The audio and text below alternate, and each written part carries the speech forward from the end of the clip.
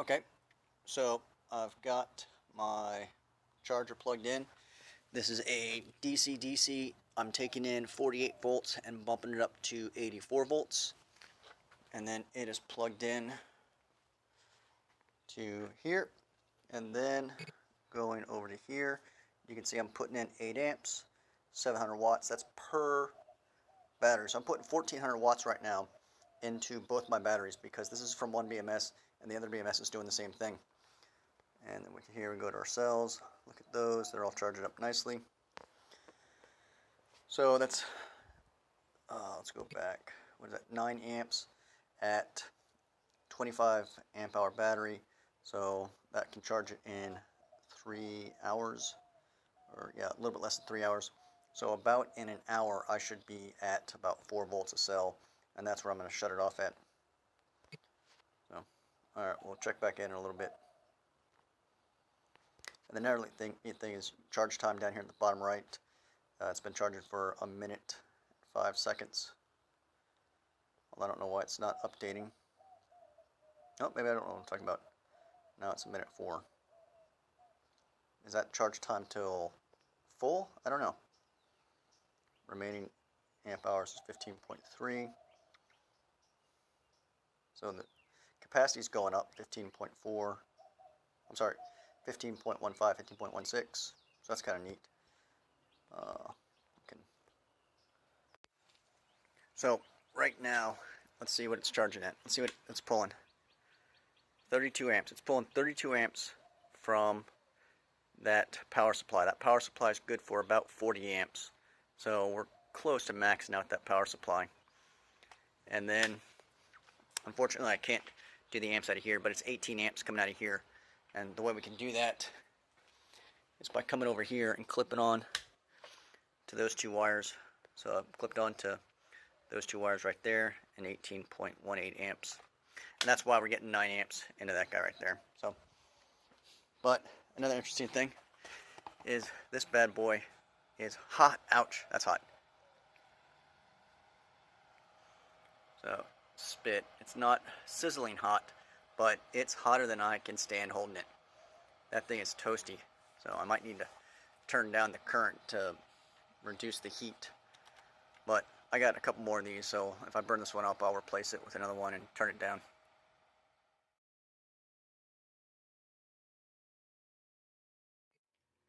Okay, quick update on my charger. It quit working.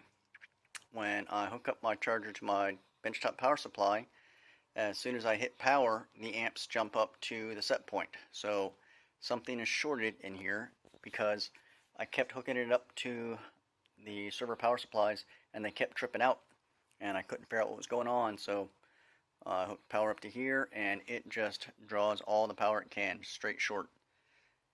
So only run at, I'm now going to run it at 50% capacity. I'm not sure if it was the amps or the volts that killed it. The caps are only good for 100 volts.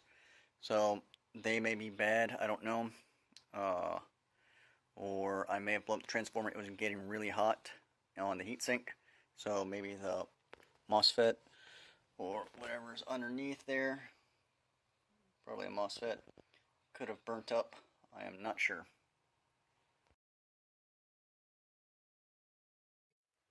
And one of the things I didn't like is every time I turn this switch on, the water pump kicks on. And I don't like that because if I'm just sitting there with the powered on, it's going to be running the water pump the entire time. So what I'm going to do is I'm going to use the switch inside the pedal to turn the pump on and off. So the pump will be on when the pedal is pushed a little bit, and as soon as it pushes the pedal, the pump's going to turn on. And then when I let off the pedal, the pump will turn off. So that way I won't always be running the pump when the car's not going. Okay, so I got it hooked up. Oh, wait a minute. I did have it hooked up. Need to turn the power on. Power's on, 12 volts going. It's split there. Rat's nest of wires going to there. When I push this,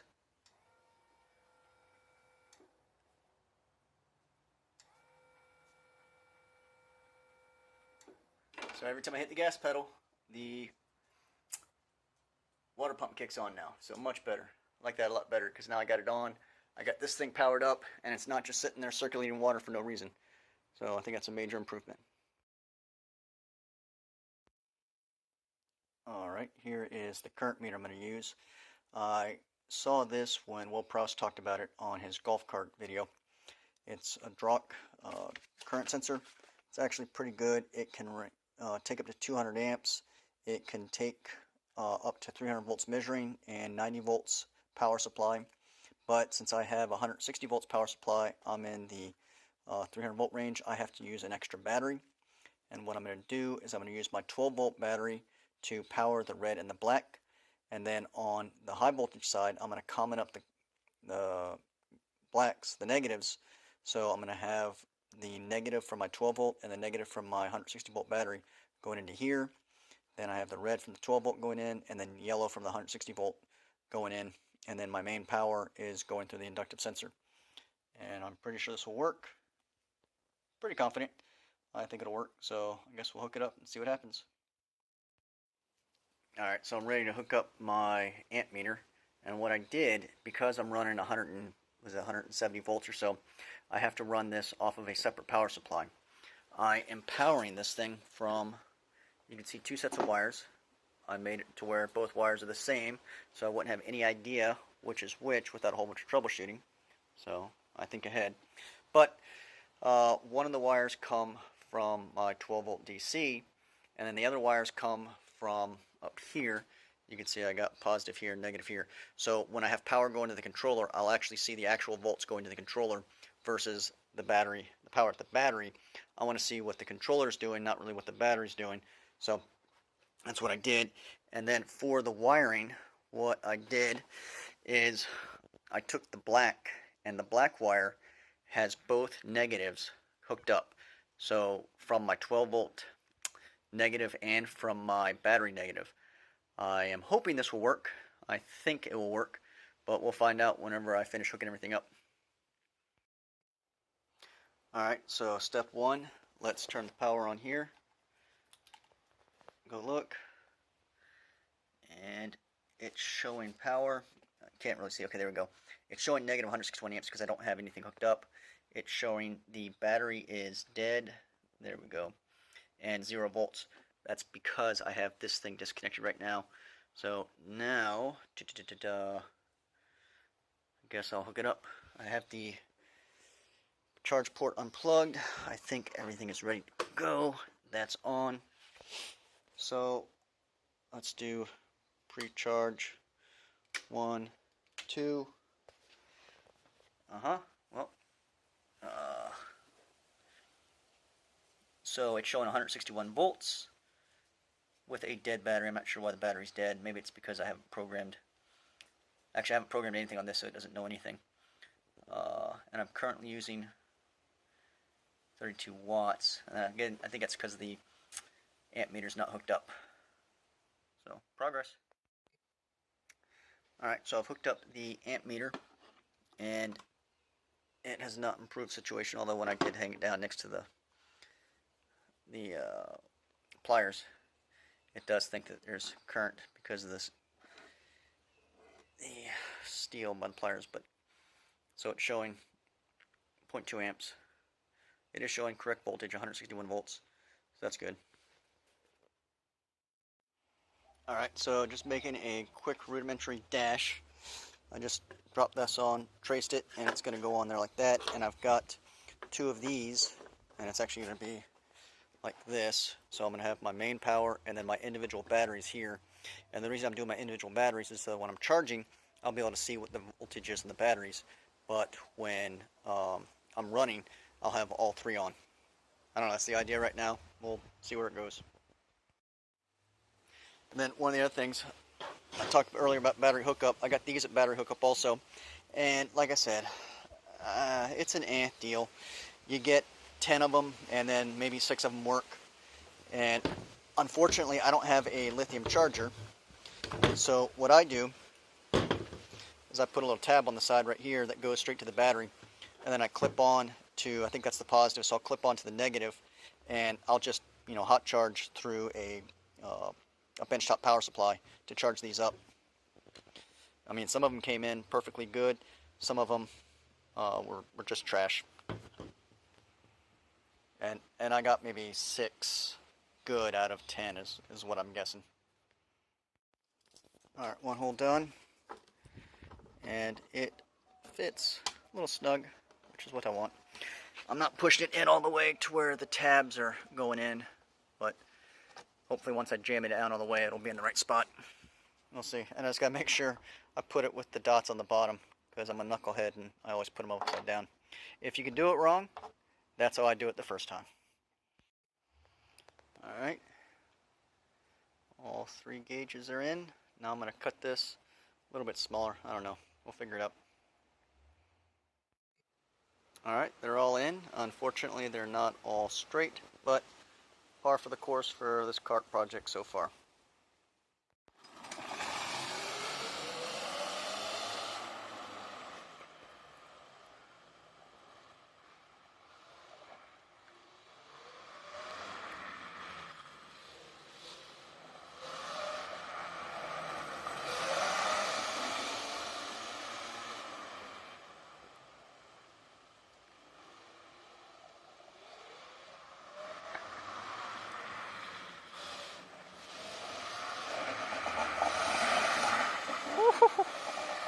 Don't roll it. Oh man, you're gonna roll that thing.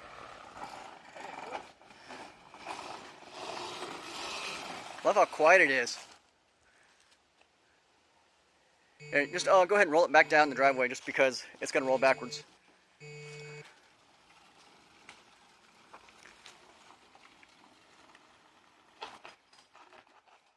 Alright, let's see how fast it'll go.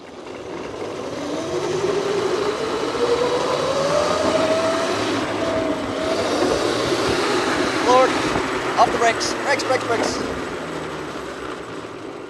Okay. Turn left. Lord.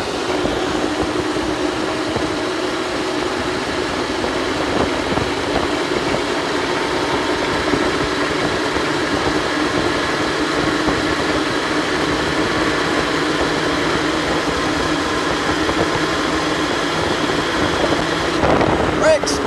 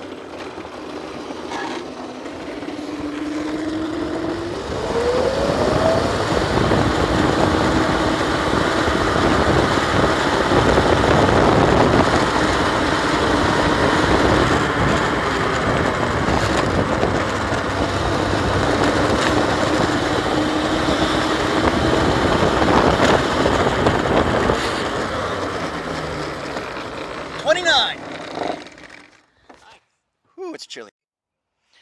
Alright, so got most of the issues sorted now. Throw it in the reverse.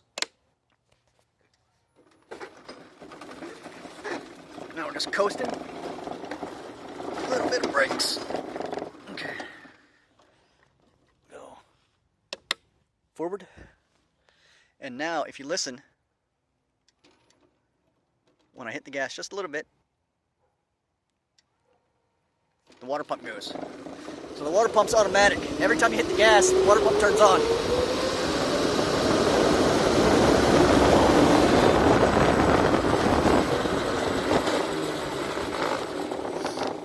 Let's put some of the bolts and everything.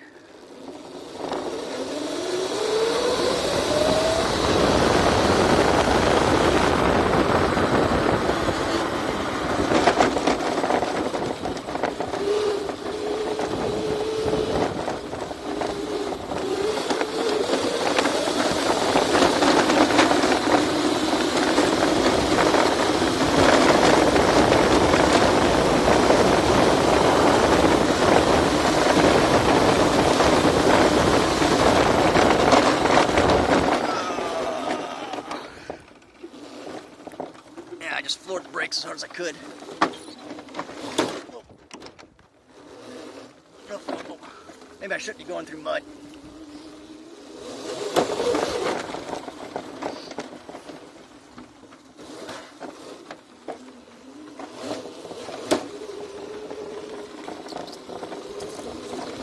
Gotta fix that chain.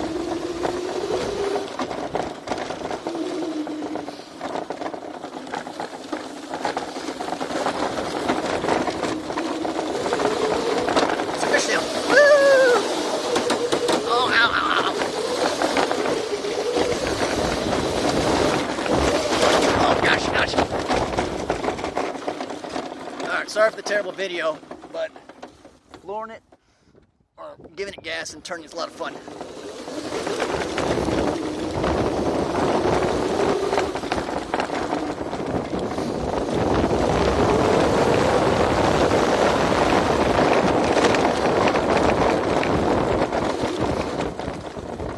Okay, let me see if I can set the camera up.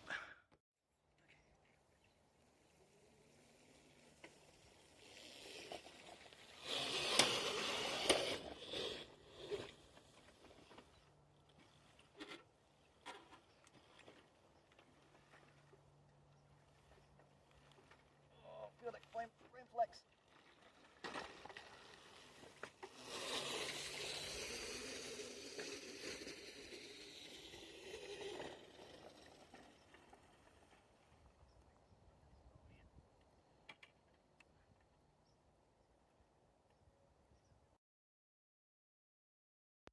All right, let's go up this hill.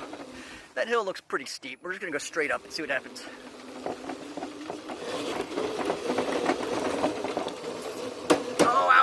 Ouch. And we made it. I'm not gonna go. Let me go back around. I don't want to go through the mud again.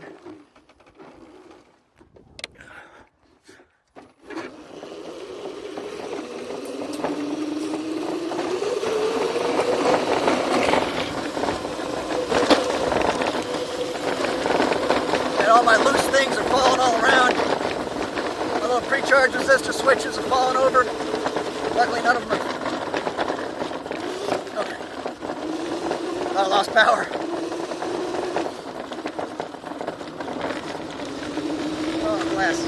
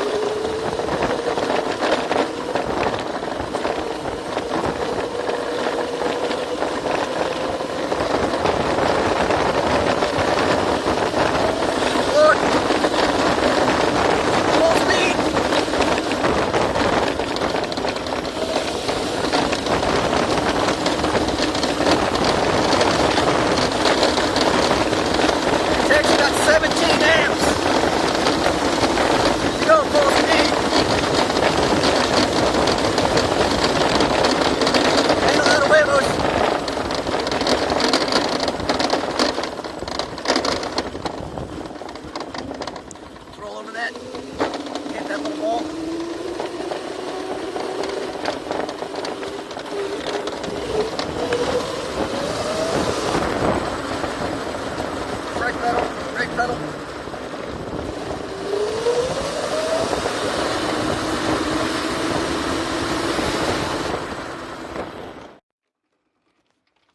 Okay. I still have it in reverse. Okay, going forward. I love how smooth.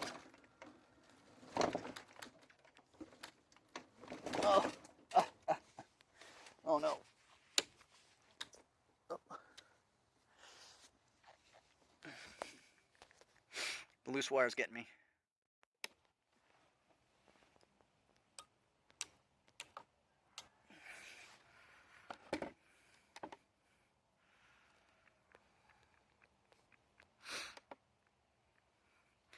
Alright, so what I was saying before.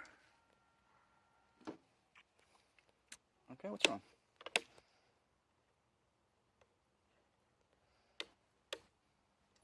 Okay, there we go. Not sure what's wrong. What I was saying before is I love how smooth this motor is. I mean, I'm just creeping slow. And it's so quiet too, you can't even hear anything. There's no whine.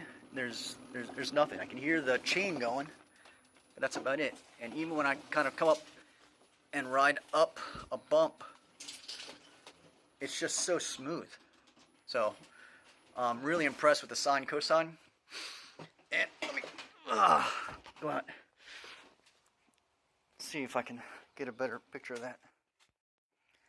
So I'm not sure if I've talked too much about this, but that right there, up in there, is a sine cosine, and it can be put on the back of these motors to get the angle of the rotor.